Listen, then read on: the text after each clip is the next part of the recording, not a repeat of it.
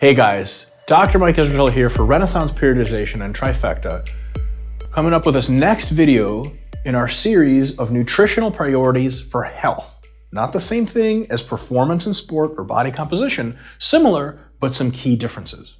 And one of those differences is that in nutrition for health, calories, just the same, are really important, but food composition is a little bit more important for health than the topic that we're going to discuss in this video, which is macronutrients. How much, the amount per day on average of protein, carbohydrates, and fat that you take in.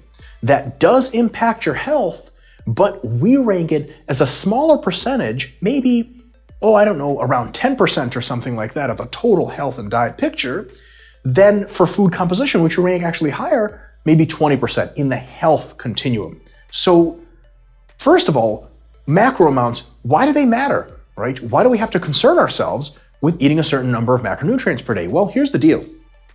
When you're talking about protein, our bodies have certain components of protein, which proteins are built of amino acids. There are certain kinds of amino acids called the essential amino acids, which we literally cannot manufacture internally. We have to get them through eating food. So if you don't eat a certain amount of total protein per day, that means you may not get enough of those essential amino acids, and then your body's going to have to start breaking itself down, and you can only do that for so long until your health really deteriorates. So for protein, we know there's such a thing as essential protein. There's a certain minimum amount of protein we have to eat for best effect. A certain minimum amount of protein we have to eat to be at full health. For fats, there are essential fats, or special types of polyunsaturated fats that we literally cannot manufacture in our own bodies. We have to get them from external sources. Again, same with protein. There's a minimum amount of total fat you have to eat per day to make sure you get enough of those essential fats. So it's simply not true to say that we can eat a diet in 0% fat and be A-okay because we can make the fat from the proteins and carbs.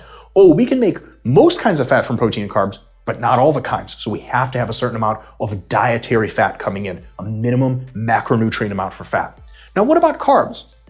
Fiber is not essential to human survival, and it's not essential to decent health. It is essential for very good health.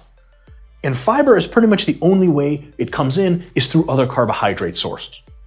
But everything else about carbs isn't really essential. It actually neither is fiber for survival. If you go on a zero carb diet, you can live a long time. And your health, we have to admit, will be pretty decent. But carbohydrates, especially from certain sources, if you don't eat them, you can't maximize your health potential. How does that work? Well, carbohydrates are the best sources of fuel for actual energy at work, at play, and especially with working out for high levels of physical activity. So physical activity, because it's so important to health, and that's a whole different discussion altogether. There's diet important to health, and then there's physical activity important to health. How much physical activity you do and how high of a quality it is definitely plays a role in your health. If you cut your carbs low enough, you start to get so low on energy, you're not as likely to engage in as much physical activity. And if you're not as likely to engage in as much physical activity, your overall health can decline. Lastly, carbohydrates bring with them not only fiber, but vitamins, minerals, and phytochemicals, all of which enhance health as well. So realistically, there is kind of an informal minimum amount of carbohydrate per day that you should eat from whole grains, fruits, and veggies to get all of those benefits, fiber, phytochemicals, vitamins, and minerals, to get the carbohydrates in those, although they are very good for promoting physical activity, but mostly to get those other micronutrients. If you're really serious about a zero carb diet, you're gonna have a really hard time getting enough vitamins, minerals, phytochemicals, and fiber to be completely healthy. So we know we have these minima, and we have to meet them, relatively speaking, every day, most days of the week. You have to have a minimum of protein, definitely a minimum of fat, and possibly a very good benefit to best health, a minimum of carbohydrate. What is that minimum? Well, we've scoped out the literature for you at RP. We took a look at a bunch of the studies. Hopefully we've seen all of them.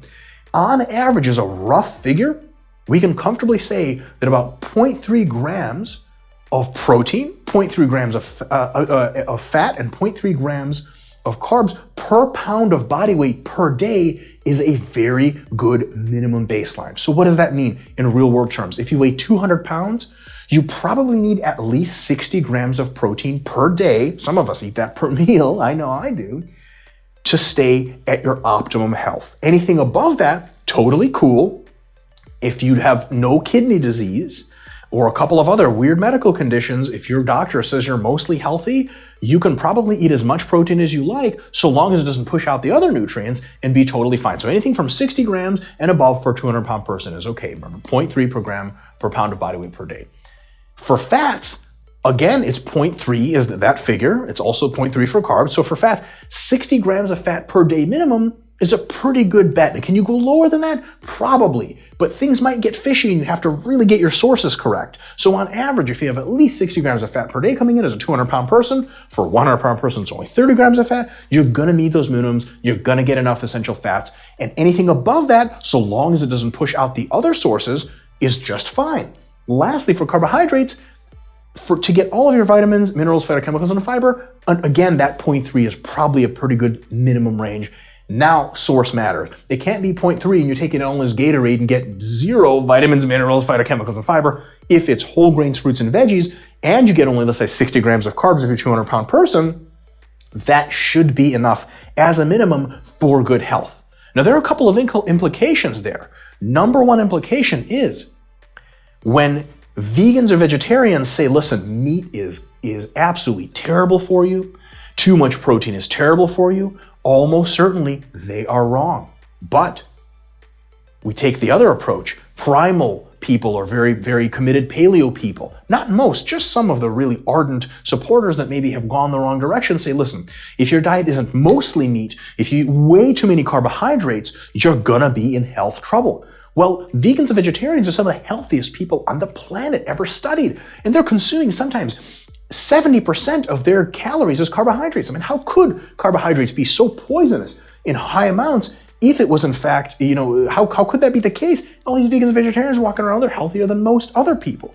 So super crazy diet extremes, as long as they meet the minimum protein, carbs, and fats, can be very healthy. Can you be healthy eating very little protein as long as you meet your minimum? Yes. If you really like to eat fat, you will tons of healthy fat sources as long as they come from mostly healthy fats, mostly monounsaturated fats, like we talked about in the last video. You can be super healthy and not eat a whole lot of protein or carbohydrate. And if you really love carbohydrates, if you're vegan and vegetarian, especially if you eat mostly plant products, you get tons of carbs, maybe not as much fat and protein, as long as you meet those minima, you're gonna be potentially in as good of health as you can be. So the reason we rank macronutrients as so low, I mean, hey, they're essential to life. Why didn't we rank them higher? Most people in the modern Western world, the modern world in general, don't have problems meeting. Most people in the modern, they get into really quirky, weird diets, which say, any protein is bad. So definitely not true to say that any of the macronutrients are evil. They're all okay in moderation and in large amounts as long as they're constrained by your calories and come mostly from healthy sources.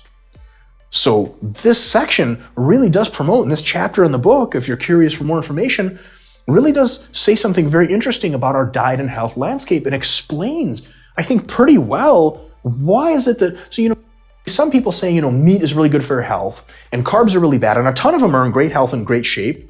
Okay, so maybe they're right. And then you see a bunch of people say, meat's really pretty bad for you. It's all about plant foods, and they eat a ton of carbohydrate, and they're in great shape, and they're not eating hardly any protein. How can they both be in great shape and both be very healthy? Because as long as you meet those minima, you can eat anything in between, so long as your calories are set and your macronutrients come from the healthy kind of sources for the most part.